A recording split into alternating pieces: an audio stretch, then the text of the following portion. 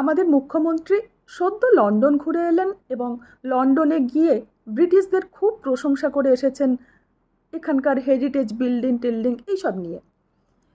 তো এই প্রসঙ্গে সম্প্রতি গায়ত্রী চক্রবর্তী স্পিভাক, যিনি 2025-এ হলবার্গ পুরস্কার পেলেন, তার একটি বক্তৃতা শুনছিলাম।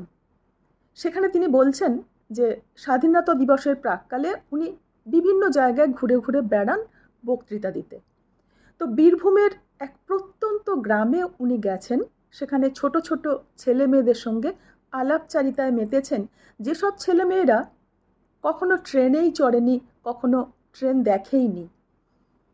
তো তাদের সঙ্গে যখন এই ব্রিটিশ শাসনকাল এবং স্বাধীনতা দিবস নিয়ে আলোচনা করছেন, তাদের আলাপচারিতায় এটা উঠে এলো যে ব্রিটিশরা সত্যিই খুব খারাপ।